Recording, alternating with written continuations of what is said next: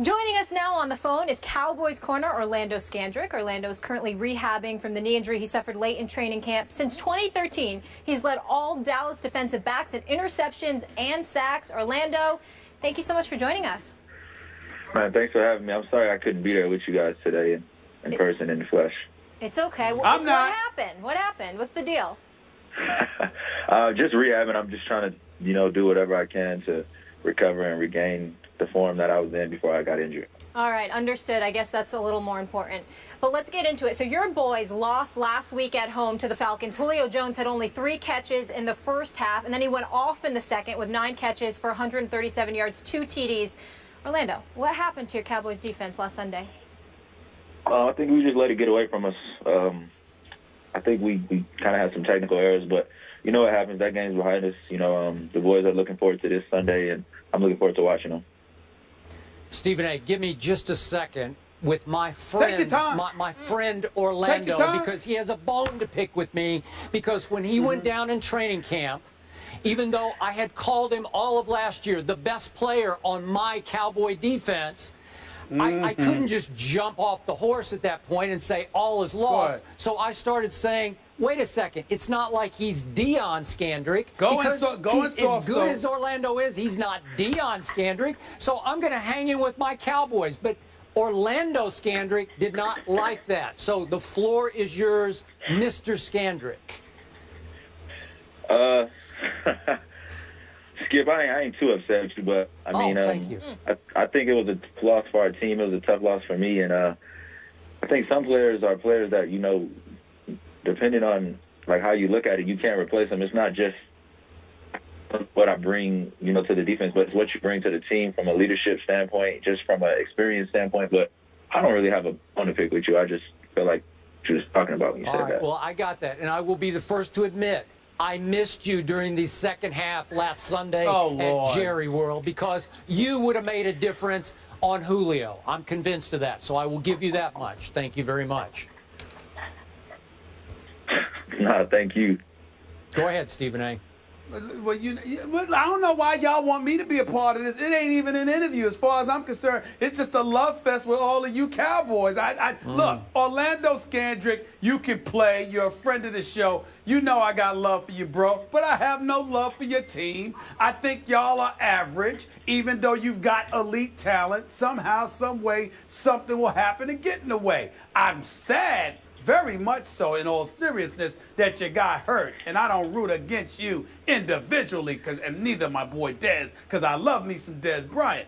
But I just have a problem with the Dallas Cowboys always walking around like you're champions instead of a team that hasn't won a Super Bowl in 20 years. Do you have a problem, or do y'all have a problem with me having that attitude? Not at all. I mean, you got the right to have that attitude. We haven't won anything, and I think that we're striving for excellence. And every day we're trying to get better around here and trying to reach perfection. And I understand people feel like we haven't won in a long time, but as an athlete and as a player, part of the Dallas Cowboys, we try to just envision things. You got to envision those things so they can come true. So, of course, we're going to walk around every day and carry ourselves like we're champions, because that's what we're striving to be. So, Orlando, as a team leader, tell me how much concern you have about Brandon Weeden playing quarterback at New Orleans this Sunday night. None at all, man. This team was built to survive injuries, and I think Weeden will be fine this weekend. I think our defense is going to show up, and I'm looking forward to this weekend. Good. Orlando, I have a question. What do you mean this team is built to survive injuries? What proof do you have of that, sir? I mean, our offensive line. Our offensive line is great. Our running backs are good. And our defense is built to carry this team. Your defense? You mean without you, your defense is built to carry? Really? Absolutely. We're going to be How do you come up with that conclusion? We're going to be getting some players back next week. Next week, and we'll be fine. Yeah, and by the way, Mr. Smith, how about a Greg Hardy and a Rolando McClain and a Randy Gregory will soon be back in Orlando? How much better will those players make this defense? A lot. I can't even put it into words, but, to have those players returning that are in the front seven, it's going to make it a lot easier for the secondary and for everyone else.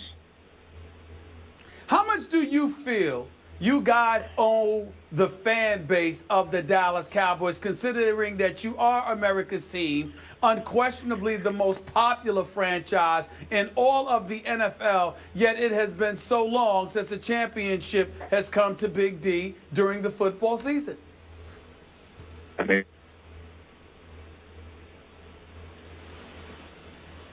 Lose him? Hello? Orlando. Hello?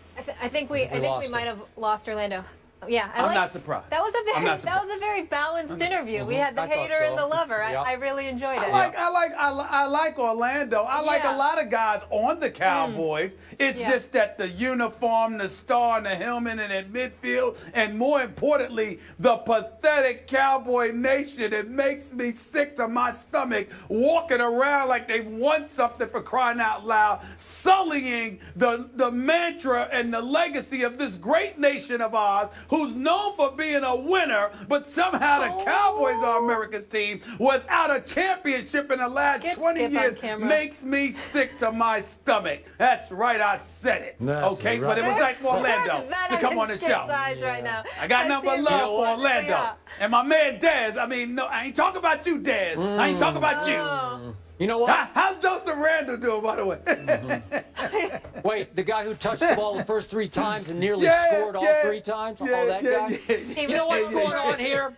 Beneath all that bluster that you just heard from that man, beneath all that bloviation is nothing but fear. Because he knows that as I get all my players back on defense, and then pretty soon I'm going to get Dez back, and I'm going to get little Tony Romo back, and you know and I know, Super Bowl, here we come.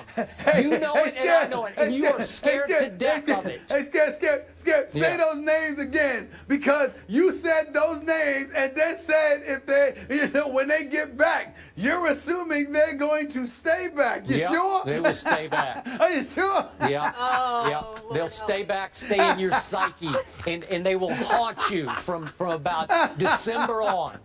Well, I can't wait. Forget Psycho Time. I just saw a little Psycho Skip come out. That's We right. gotta go to break. Orlando, Seriously, I hope they're around. I hope they're around. Orlando, thank you for joining us. Yeah. We wish you a speedy recovery as well. Orlando, not Deion Scandrick. There's a hurricane.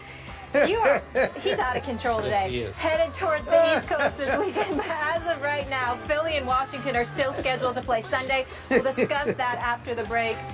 Stephen A's having a good old time.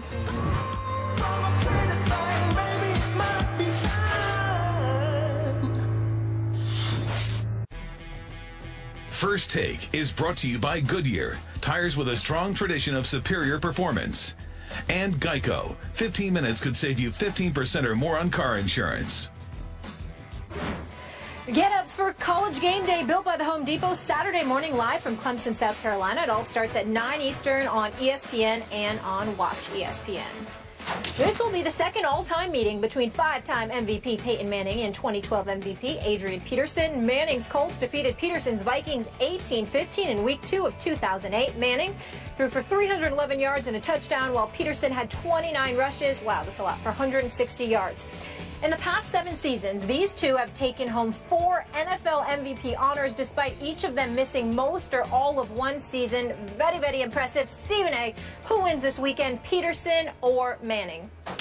Well, I think Manning wins this game because Manning doesn't have to go against his defense on a Sunday afternoon. Adrian Peterson, Minnesota got bright after giving him the ball just 10 times in the first game. They've given him the ball 49 times over the last 2 games, got a 134-yard performance against the Detroit Lions and rushed for like 126 last week against San Diego. And obviously Teddy Bridgewater keeping the turnovers to a minimum, so the Vikings deserve respect for that. But Peyton Manning is Peyton Manning. Still got Emmanuel Sanders, still got Demaryius Thomas, okay? His running game's got to step up with C.J. Anderson and Ronnie Hillman. They got to run the football. They only 18th in terms of their passing offense. But that Denver Broncos defense, Skip, They're the 3rd-ranked defense in the NFL. They are number 1 against the pass, number 6 against the rush. DeMarcus Ware got 3.5 sacks. Okay, you look at this secondary with Akeem Talib and Chris Harris. Chris Harris is a guy that's been on our show. He is big time, and we all know what Akeem Talib can do when healthy. His durability is always a question mark. His ability is never a question. You combine that with the rest of the defense, the way Von Miller is going after the quarterback, DeMarcus Ware is going after the quarterback, the way they're playing as a unit.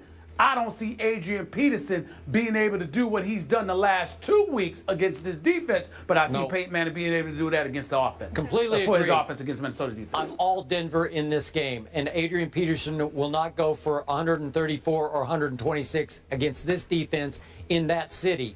And I'm still in awe of all this Peyton is done talk. Peyton has lost it. He's lost his fastball. He never had a fastball, and he's still Peyton. He doesn't even have a run game now, and he's playing at an extremely high level. I like him against Adrian Peterson in this game. I like him in the Mile High, too. And I think the run game gets going, just like Justin Forsett did. You love that. You love when I side up with you. It means good things for Skip Bayless. Not really, but... Stephen A., enjoy the weekend. Good to see you. Skip, you too. See y'all on Monday. Have a fantastic weekend. Be safe.